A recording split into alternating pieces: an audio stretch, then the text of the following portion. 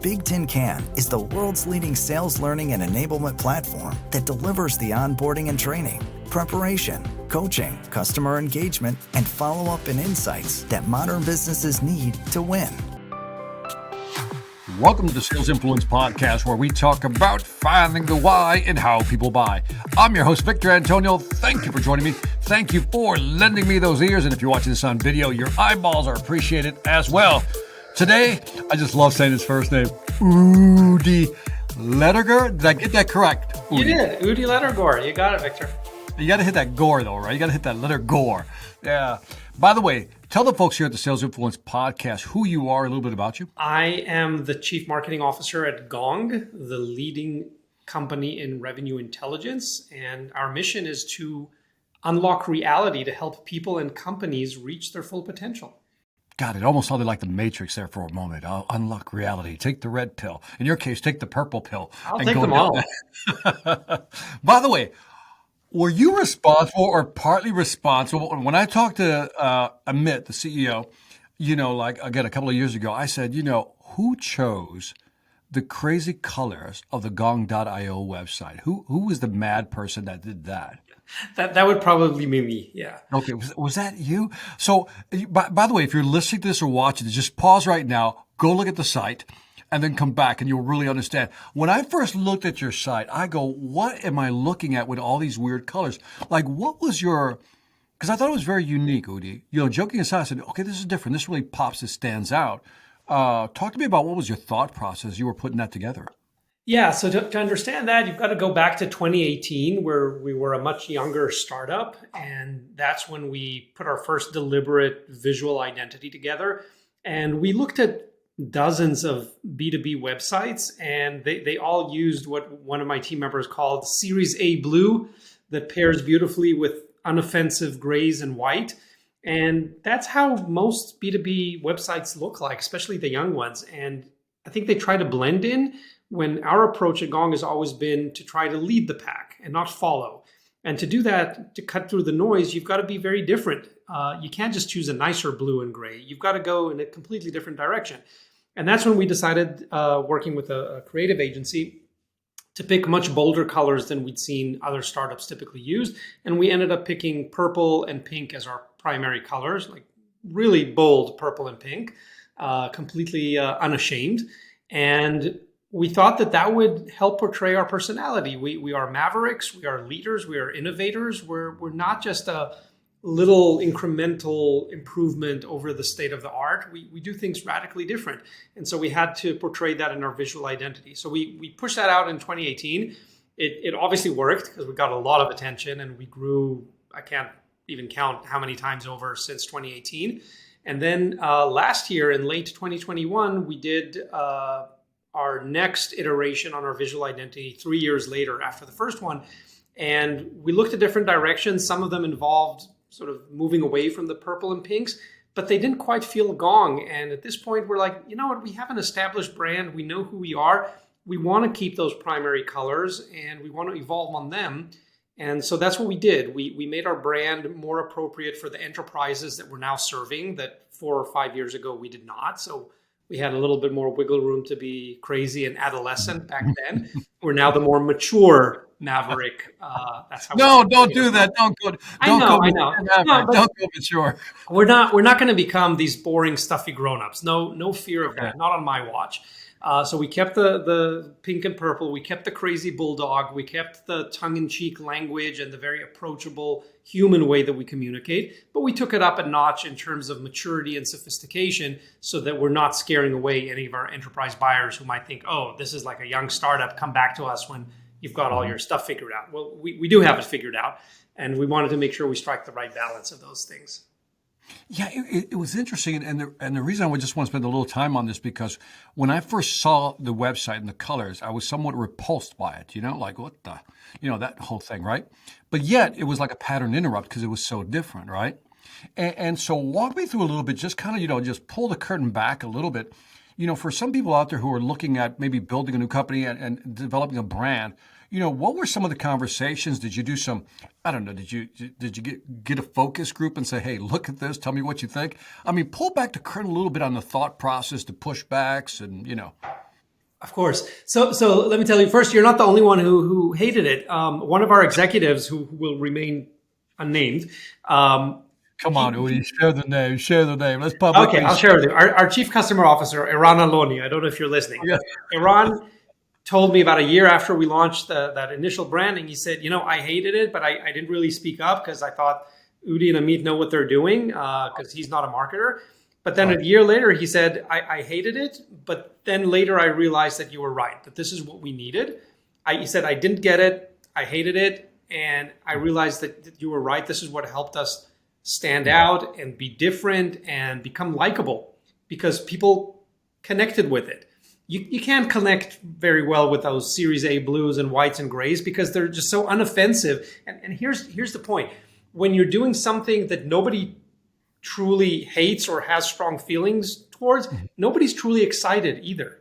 That's just how it is, right? If I show you a piece of paper, you can't hate it. There's nothing offensive about it, but you're not going to be excited about it either.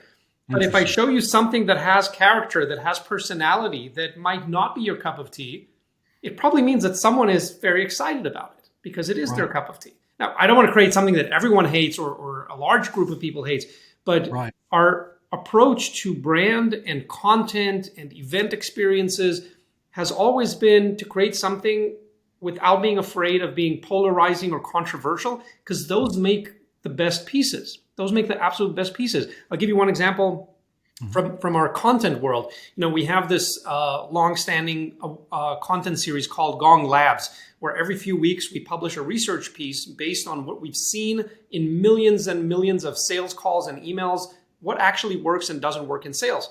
And a couple of years ago, we published a piece that, as you might imagine, was very controversial. We found that salespeople who use swearing and curse words in their sales calls win up to 8% more deals than those who are. I remember this one, by the way. I remember this one, Udi. I remember this one. There you go. So it reached the right ears. And that created, pardon my French, a total shitstorm on LinkedIn when we published that. By the way, somewhere Gary Vaynerchuk was going, yeah, see, I told you. Yeah. Now, he might not be my cup of tea or my style, but he's definitely a character and personality that has many, many followers.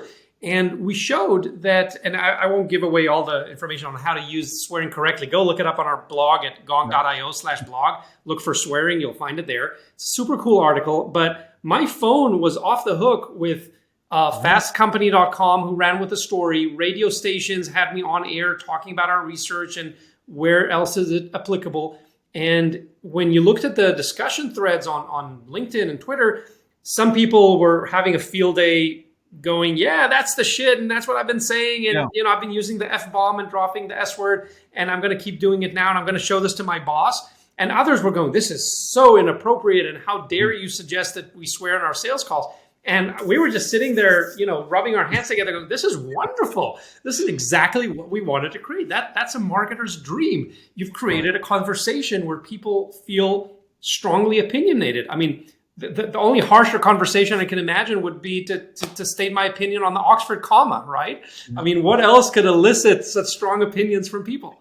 So that's how we think about creating brand and content and personality that will rub some people the wrong way, not for the sake of rubbing some the wrong way, but every time you're going to be distinct so that some people get excited about you, inevitably you're going to get some people who hate you, and we're okay with that.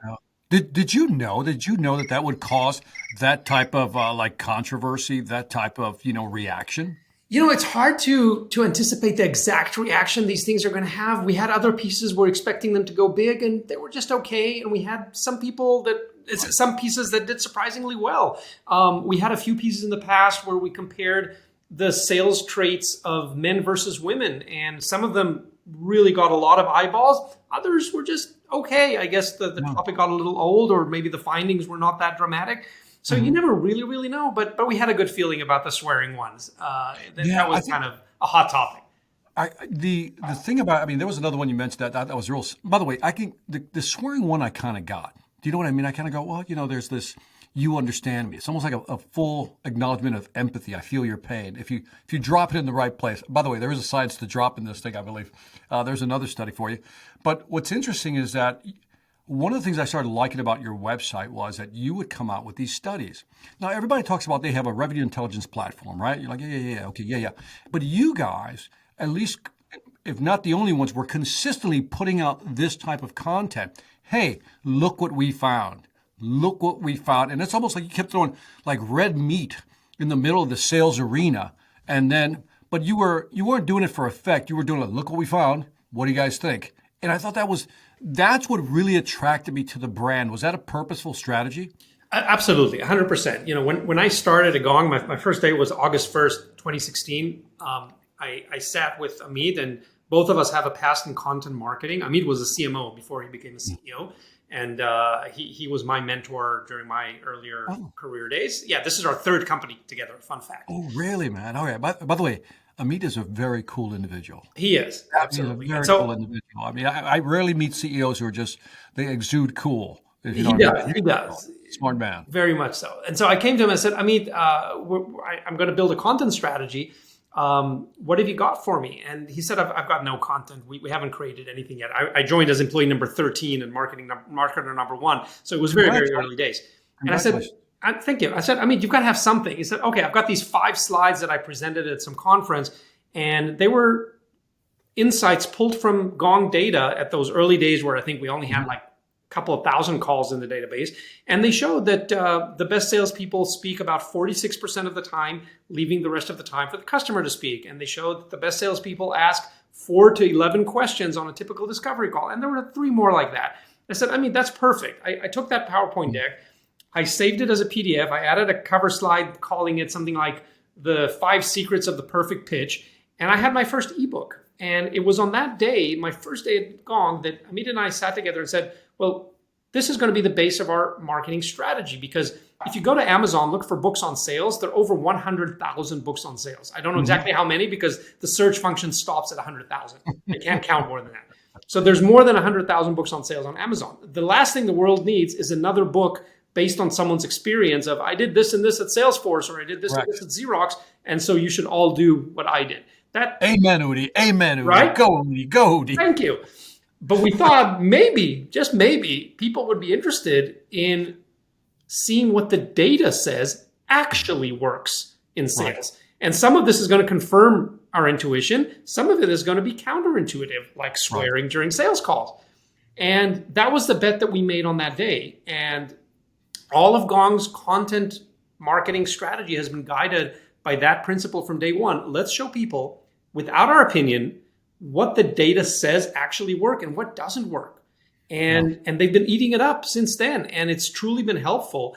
And I've kept the content marketing team at Gong separate from the product marketing team all these years to this day, for that reason, that the content marketing team can continue providing valuable content that is not worried about selling our product. It's not what it's about. You'll hardly ever see Gong mentioned in our content marketing. It's about providing genuine value to sellers and sales leaders, how to make their teams better, how to train them better, how to make their discovery calls better and their sales calls better and their follow-up better and their deal management better, because we know what works and doesn't work because we've seen the data.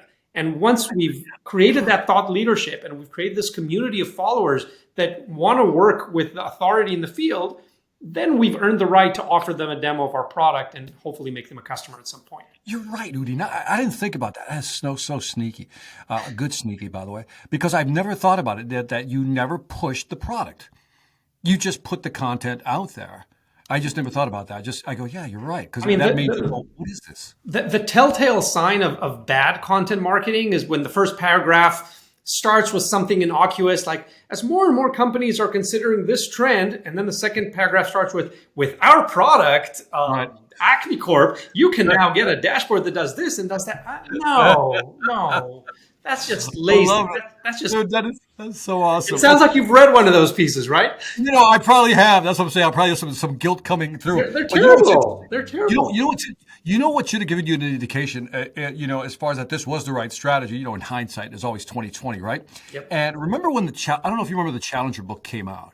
Mm-hmm. It was December of 2011, Challenger book comes out, and it says two data points that just really put the sales world in a conniption, which is buyers are 57% into buying cycle. It's 2011, probably further into it now, obviously.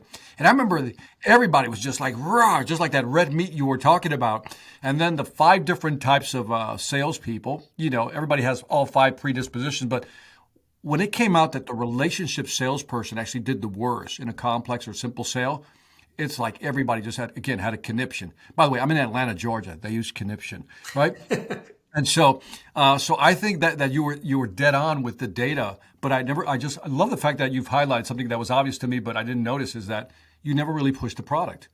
You were just saying, all I kept seeing is this crazy website that has this great information. By the way, big shout out to Chris Orlob and Devin Reed. That's his last name. Yeah. Awesome. They led our content team, each of them for about 3 years. Yeah, great people. Chris Orlob, I interviewed him as well, man. Just like, geez, that boy goes deep. I mean, it's just great knowledge. He's fantastic and doing well in his new venture. Yeah.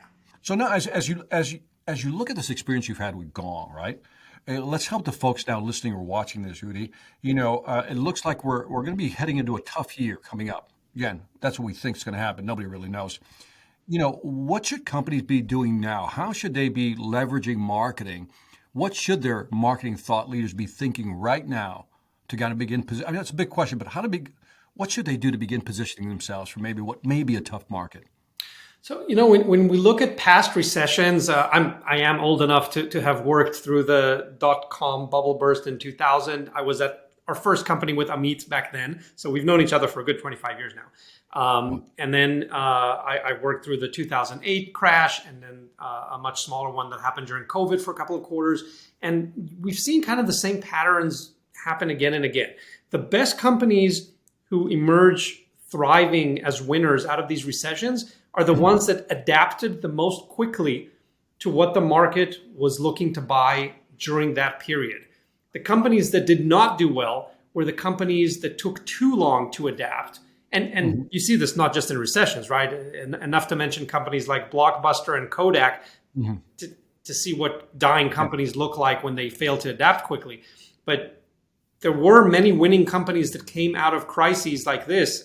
Everything from Uber to Airbnb came out of crises like these because they adapted very quickly to give customers what they were looking for. And we managed to do this during COVID. Gong did not exist in the previous recessions, but we did this during COVID. We're doing it now. We're continuing to grow very fast compared to the industry. And we're looking, I'll give you one tactical example to see what I mean.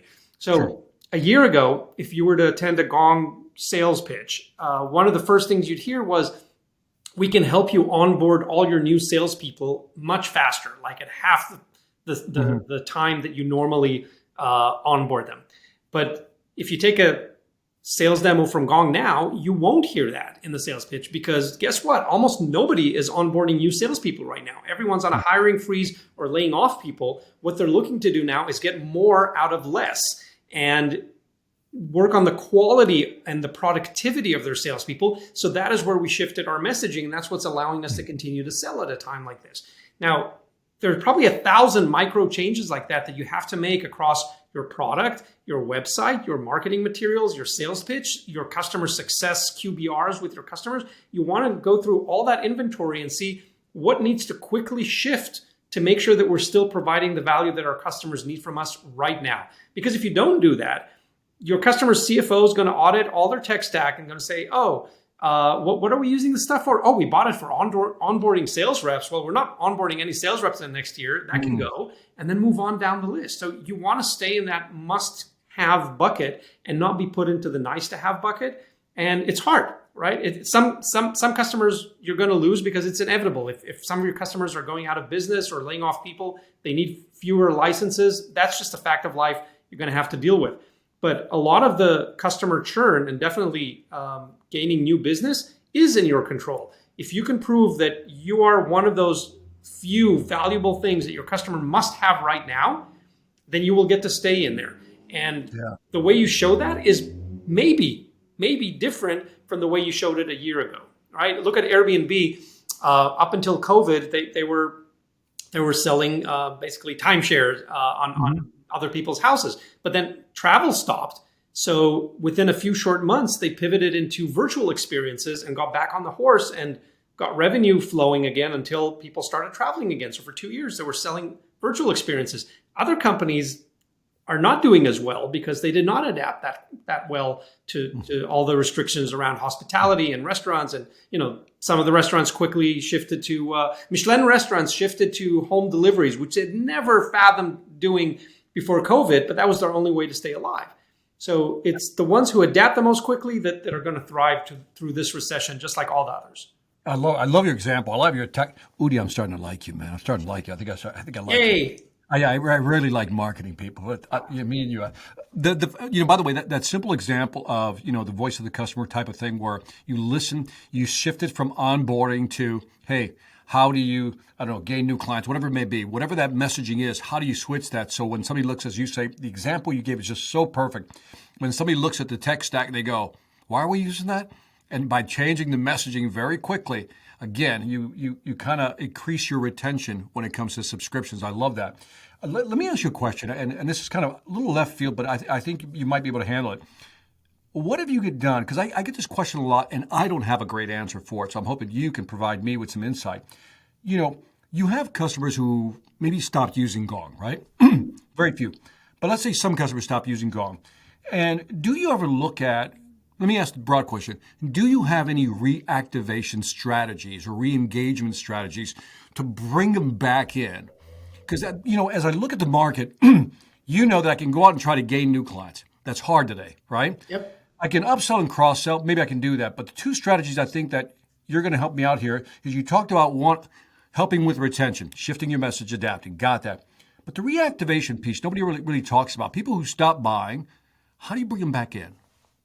Yeah. So the ones, are you talking specifically of ones who shifted to a different solution and then we brought them back?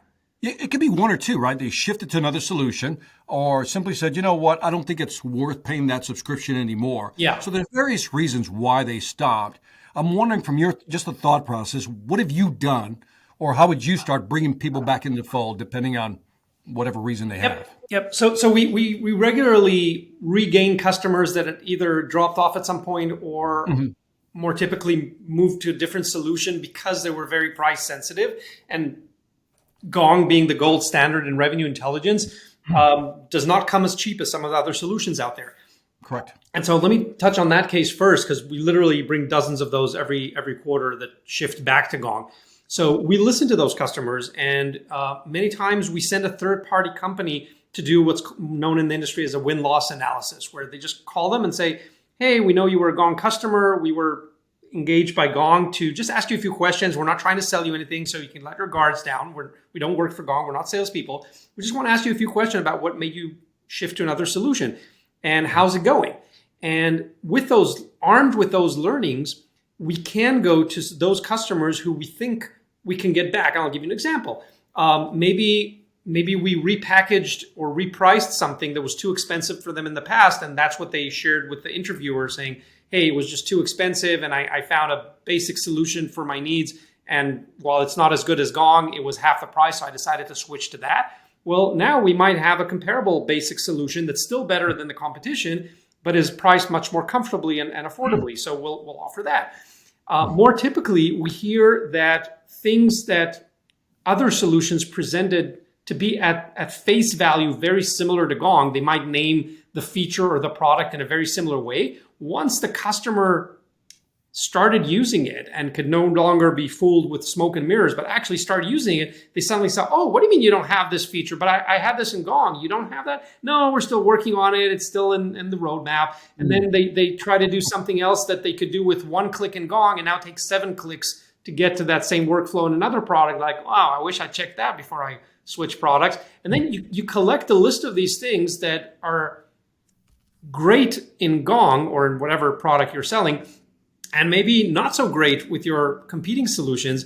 And you share those frustrations or ask about them to the customers and then give them an offer they can't refuse. So, it could be something like this. I know you were using Gong in the past, and I believe you switched to evilcorp.com. And typically what we hear from EvilCorp's customers is that they come across these 3 problems.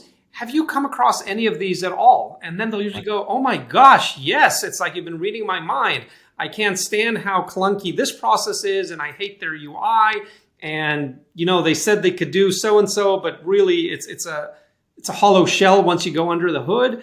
We'd love to get Gong back, but we still found it to be difficult to afford. What can you do for us? And then we'll get creative and come with some terms that they can probably afford right now and justify the value. We're never going to compete on price. We're never ever the cheapest solution unless that is your positioning, right? Because when you go to market, the two main branches you need to pick are either one, I'm going to be better, and then you better be able to articulate and demonstrate how you're better so you could charge more, or I'm going to be cheaper. So I don't have to be better. You're not expected to be both, right? It's kind of a dream come true. If you're both better and cheaper, there's not many solutions like that. Like you can buy a Tesla or you can buy a Toyota. You expect one to be better and one to be cheaper. You don't often expect them both to be in the same product. So if you're better, be ready to articulate and demonstrate how you're better so you can charge more. If you're cheaper, you can say, hey, I've got 80% of the features of the leading product, but I cost half as much. That's the deal you're getting. So you're going to have a market for price-conscious customers, and you're going to have a market for the quality premium product. You can't do both, really. Companies who have tried usually fail. You can't do both. Right. You can't serve two masters in this case. You really can't. No, because if you're better, then why aren't you charging more? That's suspicious. You're telling me you're better, but you're charging half as much as the other guys. What's the story with that? Right. So you've got to be consistent and believable. And then if you want to be the cost leader and say, hey, we're just going to be a copycat version of the poor man's version of Gong with 80% of the feature but cost half as much, there's a market for that. There's a market for that. So that's a strategy that we typically use. We collect the experiences of those unfortunate folks who have switched to another product because they thought they were getting a better deal or they had to temporarily shift. And then a year later, once their subscription is about to expire, they will come back if we give them the right reasons and show them how we're solving the current pains that they're having. I want to ask you a question. By the way, thank you. That was a great answer, by the way. So I just switched over. This is just a personal example, and I just thought about this. I just switched over from Comcast to AT&T. AT&T now offers fiber optic to the home. It was an easy switch over, a solution or decision, rather. But what was interesting is that Comcast decided to, after a 2-year contract was almost over, decided like 30 days before, because the trigger was there, right? It's 30 days before, that they're going to give me 50% off, whatever percentage it was, right? But by that time, my brain had already started moving towards another solution, which is the AT&T. My question to you is, if you found this in your data, that we shouldn't wait till the last minute before somebody cancels a subscription. Maybe that seeding should start a couple of months or 3 months beforehand. What are your thoughts on that? 100%. So there's a few ways that we do that. And here I'm speaking on our own experience at Gong. I don't know that we've looked at aggregate data although it's a really interesting question to look at. I don't know that we've looked at that aggregate data across our other companies using Gong. But here at Gong, here are a few things that we do. When especially if this is a large deal that you don't want to have to renegotiate in a year from now, try to get a multi-year deal, right? You said you had a 2-year contract. So they did something right? Because then there's no negotiation after year one. I mean, there are extreme cases, if you didn't provide the value and if they're going out of business, they might come and ask for concessions, but you've got the upper hand because they've signed a 2-year deal. So when you can get a 2 or even 3-year deal, that's always the better way to do things. And you need to build that muscle in the sales team because it usually means slightly longer negotiation. You've got to work that out with the compensation of the salesperson. Well, what happens if they don't continue in the second year and all that sort of stuff? But it's well worth working that out and getting a longer deal so that you can focus on other deals in a year and not renegotiating the ones that you just signed. The second thing is most SaaS products operate on a yearly subscription. So rather than waiting 30 days before, which is typically when customer already knows if they're going to renew or not or pick a different option, we're now working to get in touch with customers 90 days before renewal. So in the first month of the quarter before renewal, that's when we want to know, are they considering not renewing? Then what do we do about it? And leave ourselves some wiggle room to fix the problem. Yes. Whether it's a pricing or packaging or show the value or adapt to my current needs, but you don't want to do that in the last 30 days. That's a really bad practice. Well, I was surprised it's Comcast, right? It's a big company. I'm like, how do you not know this? This is the bad idea to wait to the last minute, so to speak. And so you're seeing 90 days out is probably 90 days is a much better time to do this. And look, the simple truth is if you keep the customer happy all year long, then renewal should not be a question, right? If you keep the customer happy all year long, short of a force majeure, like we're laying off half the employees, so we're not going to need all the licenses, which you can't do much about. If you keep them happy and you're engaged with them throughout the year, you should know that they're happy. We regularly run NPS surveys. We collect reviews on review sites like G2, and we do win-loss analyses to talk to even happy customers. How can we make you happier? What made you happy in the first place? What do we need to do to keep you on? You've got to ask these questions. By the time you wait to hear bad news, it's usually too late to fix it, right? If you haven't talked to your customer all year and you talk to them 30 days before renewal and they've already made other plans, it's going to be really hard to change their mind. When you did your win-loss analysis, in the example you mentioned earlier about retention, how big is that sample size typically? Like, what's your process? I mean, Victor, we go after 100, customers. What do you batch them? We do it every 30 days, every 90 days. What's your process? We probably do this every 90 days, and we try to go for at least a few dozens so we can get meaningful data. Like if you're talking to 10 customers, even 15, and you've got 5 different reasons all over the place, you don't know how representative they are of reality. Ideally, we run the NPS survey to every single one of our users, so that meet basic criteria. So that we get a lot of data from, but the really in-depth win-loss analysis, we try to do on data sets of dozens at a time to make sure that we can cluster what they're happy about, what they're not as happy about, and so we can do something about it. Because if you talk to 10 people and you get 10 different opinions, you're probably not going to be able to focus on fixing 10 different things. But if you talk to 50 and you see that 3 reasons came up more than anything else, then you're going to focus on those 3. And you most of these, you got the NPS survey, but the other, when we're talking about win-loss data, is actual conversations with the end customer. Yes, that is. So there are platforms today, and we're piloting one of those as well, to get more detailed information that you would get on an NPS survey, but not quite as detailed as you would get with a human survey. So we're thinking of sort of tiering our win-loss analysis, doing a smaller set of a few dozens that we can actually get humans to talk to, because that does require scheduling and their consent and setting up the time and all of that. And then a larger database asking a shorter set of questions that can be done like an online survey that's a little bit longer than an NPS survey. So instead of asking 2 questions, you can ask 10 questions maybe. So that will still give you more data that can be valuable, but not the complete depth and follow-up and question routing that and branching that you can get with a human interview. I love that because, all right, so we talked retention, we talked re-engagement. So let's talk client acquisition. Let's say I'm trying to get new customers. I'm a company, again, looking towards the new year, rough waters coming our way. What should I be doing from a marketing standpoint? What has Gong done that says, Victor, these things seem to work for us, and it might provide some hint for other companies to maybe consider? So I would first start with a TAM analysis of looking, TAM being target addressable market, looking at which industries or segments or geographies or company sizes, depending on how you segment your market, which are least impacted by this downturn, and go to them first. If you remember COVID, the most impacted companies were hospitality and travel. So those were the worst clients to try to sell to. Move on. There were other sectors that were actually doing well. Even now, cybersecurity is doing really well. Manufacturing, logistics are doing really well right now. Go to them. They're buying. Their businesses are booming. So start with that. And then within the segments that you are selling to, again, give them what they need right now. And you've got to be very attuned to what they are looking for right now, which might not be how you're currently describing your products. If they go to your website and they don't recognize their need there, they're not going to buy from you right now. So you have to make sure that, A, you're focusing on the ones that are still doing well despite the economy, and then make sure that you're speaking their language. And if they're looking to solve problem X, don't speak about problem Y. Speak about problem X and make sure you're solving that for them. I interviewed a gentleman by the name of Marcus Sheridan. He wrote a great book, They Ask, You Answer, right?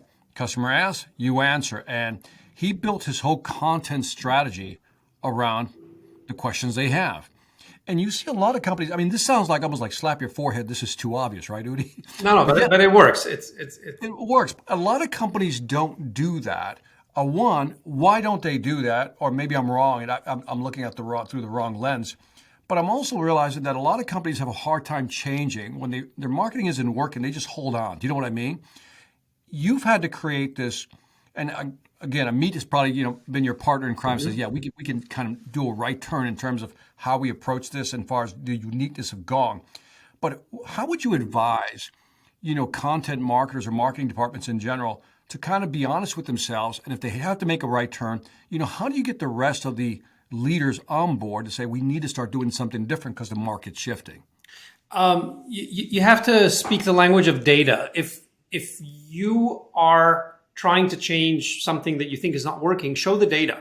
Data is more difficult to argue with than opinions are, right? We have a saying at Gong, goodbye opinions, hello reality. Show me reality. Show me what's really happening. And that explains the success of the Gong Labs data series, and it explains our success in many other areas. We don't assume things, because you and I can argue about our favorite color or our favorite wine, but we shouldn't be able to argue about the conversion of a certain headline in an ad or on a web page.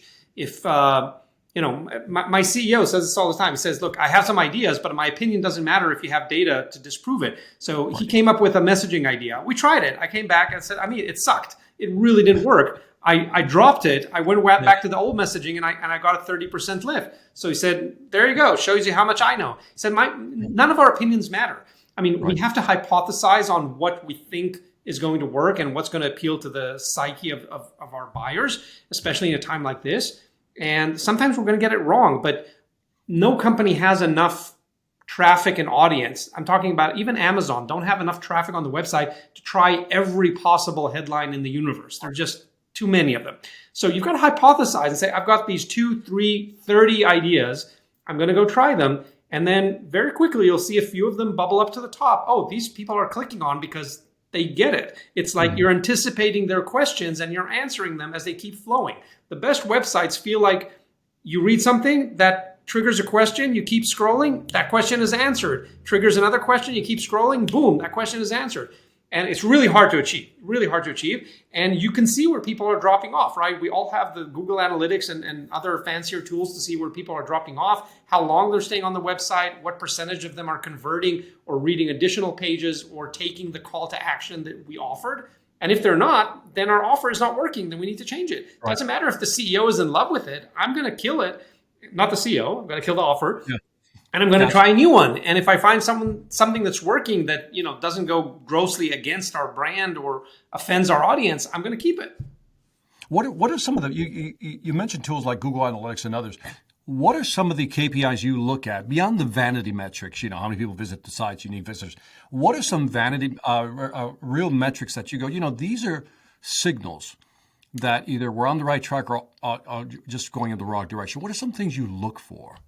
So I'll start at the end. The currency that marketing is measured on at Gong, which we believe is the right balance, is sales qualified opportunities and sales qualified leads. These we use in our down market or lower market segments. We use SQLs. In our enterprise business unit, we use SAOs, or sales accepted opportunities, because we want a salesperson to qualify that and say, yes, this is an opportunity I believe I should chase. There's business there. So marketing doesn't get to grade itself. I've heard teams that grade themselves on MQLs or things that marketing makes up. And I can create 1 or 1 million depending on what target you set for me, but I don't know that that's going to drive the right business. But if you let the salespeople qualify and give points to marketing for only the opportunities they can actually sell to, then you have much better alignment. So that's the end goal to achieve.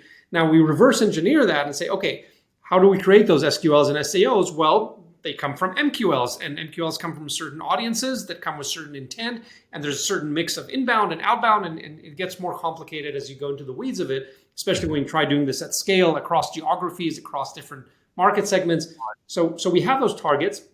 Some of the leading indicators that we use are, if we have a new messaging idea, one of the fastest ways of checking that is on dedicated landing pages and on digital ads, because I can run ads for, let's say, 3, 4, 5 days on LinkedIn or one of the other channels that I use.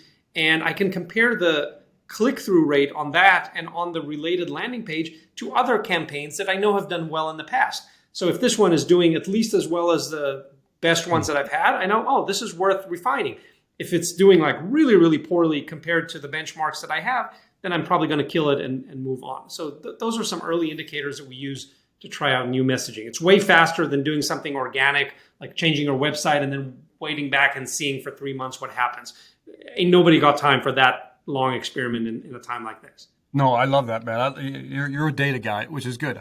I want you to tell me, as we close this out, tell me a story about a customer, client, that, was resistant to use Gong. Because I'm a Gong fan, man. I really am. I say that without hesitation. Just love your company. I love everything about your company. Tell me about a company who kind of pushed back, like, nah, don't want to use you guys. And then it was a wonderful turnaround story to explain how that turnaround happened. In other words, how were they able to leverage Gong to be successful? One of the favorites that comes to mind is a Canadian company called Touch Bistro, and they sell point of sale hardware and software to the restaurant industry. Okay. And they've been a long time Gong customer. And like most Gong implementations, in the first days, a lot of reps, especially of a certain generation or seasoned sales reps, they will say, no, what is this now? You're recording my calls. You don't trust me. You want to micromanage me. By the way, you're so polite the way you set that up. Someone from not this generation, these old bastards who basically don't want to use new technology. Let me just be blunt, Udi, okay? You can say that. No, but it is partly a generational thing, right?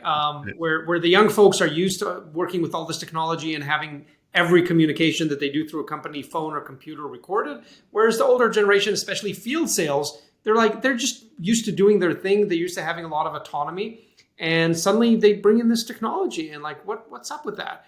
And so we always, or not always, but we often see that resistance in the early days. If you go to Gong reviews on a website like G2, where we've accumulated thousands and thousands of reviews, so many of them start with the rep admitting, I initially had my resistance and apprehension about being recorded and I hated it, but then came the switch. So here's what happened at Touch Bistro. After just a few weeks of using Gong, they discovered that up until that point, they had two approaches to selling their system. The system comes on this sort of iPad hardware with their proprietary software. Some of the salespeople were focusing on the proprietary software when they were demonstrating the product. Other salespeople started with the hardware. And they never really knew which approach was better, so they gave the sales reps artistic freedom to choose whatever they want. And using Gong quickly found that the salespeople who were leading with the software features were outselling the folks leading with the hardware features by an astonishing 30% higher win rate. Something really? Unmistakable. I would have thought the opposite. No. Yeah, interesting. And again, your opinion doesn't matter, and neither does mine. Right. That's the beauty of it. Now, Gong doesn't understand hardware or software. It just looked at the patterns of all the salespeople on Touch Bistro's team and connected to the CRM and said, well, I see these folks are closing a lot of deals and these folks are at the bottom of the list. They're not closing that many deals. And then it starts reverse engineering their call patterns to see what are these folks saying that those are not, or what are the bottom performers saying that top performers are not. And then it starts emerging these insights. And with just a few short weeks, Paul Snelson, he's the SVP of sales at Touch Bistro, he got this report saying, look, Gong surfaced that the salespeople across teams who lead with software are outselling by 30% the folks across the teams who are leading with hardware. So Paul scratched his head and said, wow, that's amazing. He went and retrained the team to all focus on software, and boom, the entire team's win ratio went up by 15%. And that's a story. That's the story I'm sharing with permission. He's shared it on stage with us and done a beautiful case study. But that's a typical journey of a Gong customer of coming in with, I'm not really sure what this is going to do. But then they see the results really, really quickly, and they get these insights. Some of them to questions that they didn't even know how to ask themselves. And many times the answer will be surprising. Yeah, man, that's a great example. I want to tell you about a company that I worked with that used Gong, and they failed. It was a fail. And I want to get your thoughts on this one because I thought it was interesting. By the way, Gong didn't fail them. And here was the point. They brought me as a consultant. They were using Gong, right? And I noticed something that the leader, I'll call it the VP of sales, didn't really believe in the product. Just told their salespeople, I need you to use this. And I remember asking him, I said, is there somebody dedicated to really looking at the data, figuring out what, words are being used, really analyzing what Gong is giving you? And he says, yeah, we kind of have one person working on it part-time. And it just, at the end, fast forward the movie, they never really used it, right? Wound up canceling after a year or so, whatever it was. And I thought to myself, I said, the product didn't fail them. It was the thought leadership pushing it down that failed them. And I wanted to get your thoughts on that, because I think sometimes we think by throwing Gong at the problem, it solves everything. But it really has to be a mindset that goes with that in order for this stuff to work. And I wanted you to, I guess, just kind of, end this podcast on that note. What thought leaders need to be doing if they want to use tools like this to be successful? So we've seen this story happen a million times, not only with Gongs, but with other tools as well. And here's how the story usually plays out. Gong has had massive success very quickly because you just switch it on. Nobody else needs to lift a finger. The reps don't change anything about how they work. They use the same email and Zoom and telephone to make their calls and have their conversations. And we start gently pushing insights and value their way. Now, our best deployments are where the customer intentionally built a workflow around the new capabilities that Gong gave them. I'll give you an example. There are companies where the frontline managers changed their one-on-ones with their salespeople to review their Gong data and look at the deals board and say, hey, instead of me asking you what's up with that deal and what's up with that deal and what's up with that deal, I built this deal board in Gong. It took me a few minutes. I saw all the information, so I don't need to grill you about the facts. But here's some questions, like it shows me that you haven't been in touch with this buyer in 3 weeks, yet the deal is still in commit for this quarter. So how are you expecting to close that, or what are you going to do to close that? And then I'm looking at this deal, and it seems like that's also in commit, but you haven't been talking to procurement yet. So when are you planning on contacting them? And then they work Gong into the flow of either the one-on-one calls. At one company, we heard about what they called a Gong party. So once a week, they got the folks in the office together with pizza and a beer, and they picked one sales call from one of the salespeople, and they dissected it. They played the sales call, they stopped every few seconds, and they had folks give feedback on what was great, what could have been done better, and they all learned from that. And then next week's call, is going to be better because they already have learnings from last week. So these are just a few ideas.